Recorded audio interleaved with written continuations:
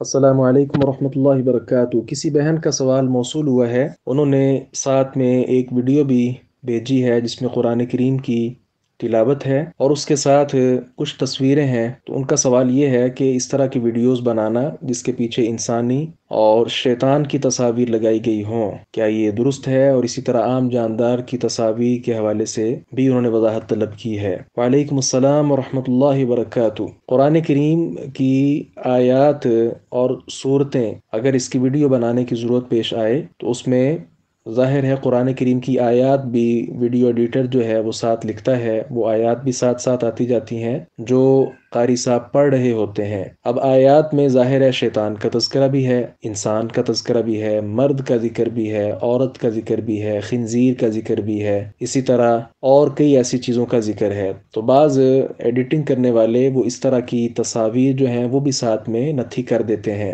جبکہ انہیں سمجھنا چاہیے کہ تصویر جو ذی روح کی ہے، آپ صلی اللہ علیہ وسلم نے ایسے مصور پر لعنت کی ہے، تو یہ لعنت کے مستحق ہیں ایسے لوگ۔ اس معاملے میں حوصلہ شکنی ہونی چاہیے جس قدر ہو سکے، حوصلہ افزائی نہیں۔ جو آگے سے یہ کہتے ہیں جی علماء بھی تو تصویریں بناتے ہیں، وہ ایک خاص صورت ہے، اگرچہ ہم اس کو بھی درست نہیں سمجھتے، لیکن جو اہل علم بناتے ہیں ان کے ہاں ایک خاص توجیہ ہے کہ ہم صرف یہ دین کی دعوت کے لیے ایسا کرتے ہیں۔ تو یہ کیا دین کی دعوت ہوئی کہ قرآنی آیات ہیں اور اس کے پیچھے بیک گراؤنڈ آپ نے جو ہے نا وہ لگایا ہوا ہے، کسی جن کی تصویر ہے، شیطانی تصویر ہے اور خنزیر بنا ہوا ہے اور اوپر آیات گزر رہی ہیں۔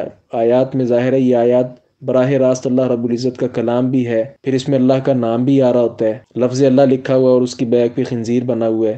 یہ تو بہت بڑی جسارت ہے اور یہ گستاخی اس کو ہم تصور کرتے ہیں، لہذا جس قدر ہو سکے اس کی حوصلہ شکنی کرنی چاہیے۔ ہاں اس کے علاوہ پھل پھول وغیرہ اگر اس طرح کی چیزیں ساتھ لگا دی جائیں اس میں انشاءاللہ کوئی چندہ حرج نہیں ہے، لیکن ذی روح کی کسی کی بھی قسم کی تصویر ہو وہ بالکل غلط ہے۔ اس کے متعلق مفتی جماعت مولانا عبدالستار الحماد حفظہ اللہ جو پاکستان کے مفتی ہیں، ان کی بھی یہی رائے ہے، انہوں نے بھی یہ فرمایا کہ اس معاملے کی پرزور حوصلہ شکنی ہونی چاہیے، یہ درست طریقہ بالکل بھی نہیں ہے۔